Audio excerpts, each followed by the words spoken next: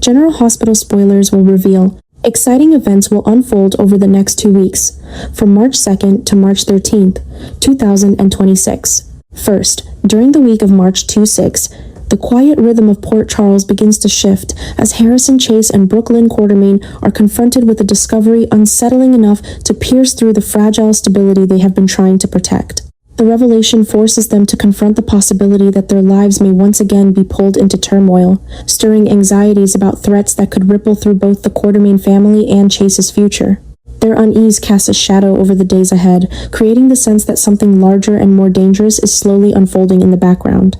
At the same time, Kai Taylor finds himself caught in an unexpected moment of opportunity when Willow Kane, newly stepping into Drew Kane's vacated Senate seat, begins to recognize the strategic value he could bring to her growing political ambitions. Her offer hangs between them like a doorway into an entirely different world, one that promises influence and purpose, but also demands loyalty, sacrifice, and a willingness to step into battles Kai never intended to fight. Elsewhere, Marco Rios is pushed to his limits as he continues his desperate attempts to secure a stolen dose of medication for Britt Westbourne, only to find that every path he pursues collapses beneath him. What began as a risky favor has become a dangerous mission with mounting consequences, and each setback tightens the noose around his choices. Yet Marco presses forward, driven by a sense of duty and an unspoken understanding of how deeply Britt is running out of time. Meanwhile, Britt herself is slowly unraveling as the weight of secrecy and fear corrodes her strength. In a vulnerable moment, Elizabeth Baldwin unexpectedly encounters her, sensing the emotional fracture beneath Britt's controlled exterior. Although Britt cannot reveal the truth, Liz's quiet compassion offers a fleeting warmth, an acknowledgement that Britt is fighting a battle no one else can see, and perhaps cannot win. It is a small moment, but it brings a tenderness Britt has been starved of during her silent decline. As the week draws to a close, Britt finds her only true refuge in Jason Morgan, who steps into the role of confidant with a steadiness that softens the chaos pressing in around her. His presence becomes an anchor calm, unwavering, and grounded, allowing Britt to release the tension she has been holding in her chest for far too long. Though no words are exchanged, the connection between them speaks in the quiet understanding that emerges when two people share fear without needing to voice it. Jason sees the desperation beneath Britt's resolve, the fragile hope she clings to despite the impossible odds, and Britt allows herself, even briefly, to lean into that steadiness. It becomes a rare moment of peace in a week defined by pressure and uncertainty, a pause before the next wave of turmoil inevitably rises. Beneath the surface of Port Charles, every storyline is inching toward collision, and each character can sense that far greater storms are about to break. Second, Carly Spencer's determination leads her to Windermere, driven by a growing sense that the answers she needs are hidden somewhere within its imposing walls. The mansion feels heavier than usual, as though every shadow conceals a secret waiting to be uncovered.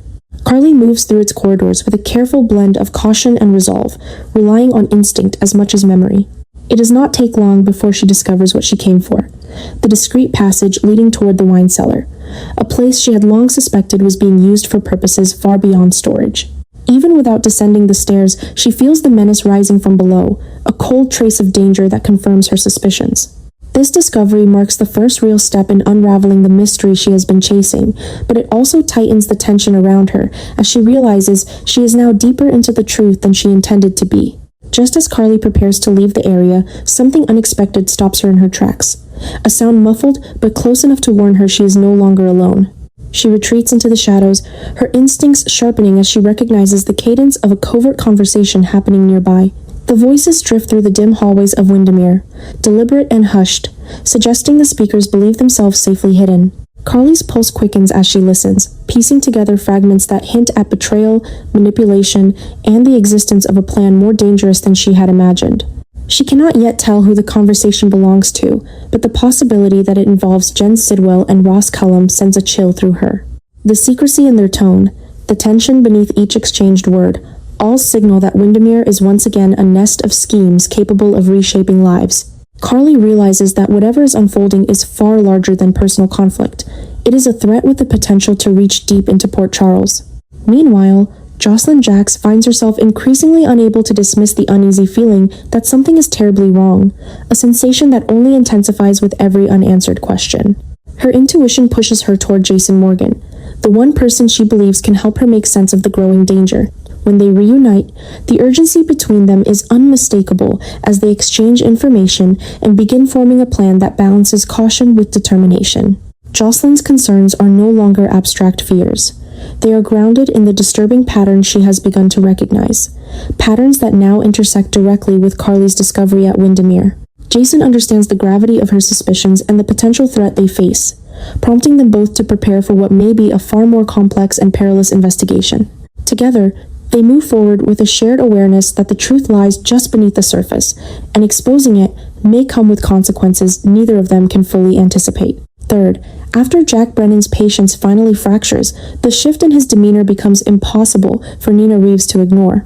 His calm veneer slips just enough to reveal the simmering resentment beneath it, a reminder of the dangerous imbalance in their relationship.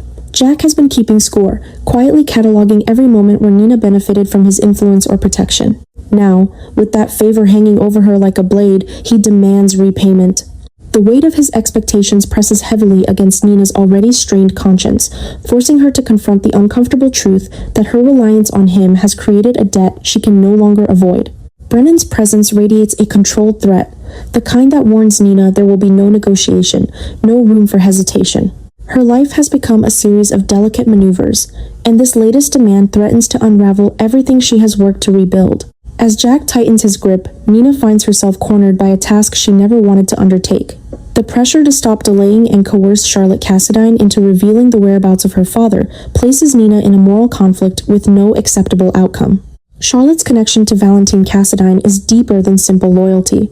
It is rooted in fear, love, and the complicated landscape of Cassadine's secrets. Forcing a confession from her would mean exploiting a young girl's emotional vulnerabilities, crossing lines Nina has sworn never to touch again. Yet the consequences of defying Jack are equally dire, leaving Nina suspended between self-preservation and a responsibility she cannot morally justify. The situation becomes a maze of danger, manipulation, and impossible choices, each path darker than the last. As the reality of Jack's demand settles in, Nina begins to feel the environment around her closing in.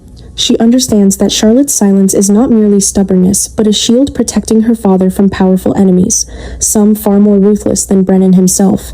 Pushing Charlotte could trigger unpredictable fallout, reshaping alliances and igniting conflicts that have long been dormant. Nina's fear grows not only for the Cassadine child, but for herself, as she recognizes the precariousness of her involvement in a game she never wished to join. Every decision she faces carries echoes of past mistakes, moments where desperation led her toward choices that cost her deeply. Now, confronted with Brennan's ultimatum, she stands at the edge of another precipice, forced to choose between loyalty, integrity, and survival, knowing that whichever direction she turns, the consequences will be severe and unavoidable. Finally, during the week of March 9-13, Nina Reeves finds herself drawn into a tightening web of complications, each more delicate than the last. Her situation becomes even more precarious when Charlotte Cassadine reacts emotionally and confesses to overhearing a private conversation between Nina's former stepdaughter and Jack Brennan. The admission strikes Nina with both concern and dread. For Charlotte's anger is not simply the frustration of a young girl, it is a warning that the secrets she has carried may now be at risk of unraveling. Nina understands that Charlotte's fierce loyalty to Valentine is matched only by her instinct to protect the shadows surrounding her family, and the fact that she's been listening from the edges of those conversations suggests she has absorbed far more than anyone intended. The moment becomes a catalyst, pushing Nina into a moral corner where every step requires caution, and every miscalculation may ignite the very chaos she is trying to avoid. At the same time, Nina is pulled toward an entirely different responsibility when Willow Corinthos begins to struggle under the unexpected weight of her new role in Congress. The political arena is far harsher than Willow anticipated, demanding confidence, strategic thinking, and emotional resilience she has not yet fully developed. Nina, recognizing the vulnerability beneath Willow's determination, steps forward with a quiet, consistent support that reflects both maternal instinct and a genuine desire to repair the fractured relationship between them. She senses the turbulence Willow is trying to hide the pressure of public scrutiny, the loneliness that accompanies leadership, and the overwhelming fear of failing in a position she inherited under devastating circumstances. By remaining close and attentive, Nina becomes a stabilizing presence, helping Willow navigate difficult days and unexpected crises that threaten to shake her confidence. As Willow continues to adapt, Nina's guidance proves invaluable. The transition into a congressional role brings unpredictable challenges, sudden policy shifts, aggressive political rivals, and the scrutiny of a community quick to judge a young leader's every move. Willow, though capable, is still learning how to balance compassion with authority, how to withstand public criticism, and how to cultivate allies in a world where alliances often come at a cost. Nina watches her closely, recognizing pieces of her younger self in Willow's nervous determination. She offers reassurance and practical help, knowing that the foundation Willow builds now will determine her success and her safety in the months to come. In these moments, Nina finds a renewed sense of purpose, even as her own life grows more complicated. Meanwhile, Chase faces an internal conflict that threatens the balance of his future. His promise to prioritize Brooke Lynn and their unborn child was made with sincerity, but the shadow of Michael Corinthos still looms large over his conscience. Chase has spent so much of his life driven by the need to expose Michael's misdeeds that letting go of that pursuit feels like surrendering a part of his identity. The idea of stepping away from the mission, one he has framed as justice rather than obsession, gnaws at him daily. As he attempts to refocus his energy on family, an unmistakable tension follows him, revealing that the path to becoming the man Brooke Lynn needs may require confronting the very parts of himself he has avoided acknowledging. Whether he can fully detach from his fixation remains uncertain, and the outcome could shape the future of their growing family. Elsewhere in Port Charles, Dante Falconeri moves through his days with a renewed appreciation for Elizabeth Baldwin, whose steady support has carried him through a difficult and disorienting period. Her quiet strength has grounded him in moments when he felt dangerously close to falling apart, and the gratitude he feels begins to take root in unexpected ways. Dante is not a man who easily allows himself to rely on others, yet Liz's presence has offered him a sense of clarity he did not realize he needed. Their connection deepens in subtle increments, forming emotional threads that neither has fully examined, but both are beginning to feel. The possibility of something more lingers beneath the surface, an unspoken shift in their dynamic that grows harder to ignore with each passing day. If that bond evolves into something romantic, Rick Lansing's reaction will be explosive. His history with Liz is tangled with regret, jealousy, and unresolved longing, and seeing her gravitate toward Dante could provoke emotions he has spent years trying to bury. Rick's temper, once dormant, may resurface with ferocity, especially if he senses he is being replaced in Liz's life not by a stranger, but by someone he knows well. The stage is quietly being set for conflict, heartache, and unexpected alliances as Port Charles moves into a new chapter. With so many stories poised to collide, the coming weeks promise twists that will reshape relationships, expose buried truths, and pull every character deeper into a storm of revelations they may not be ready to face.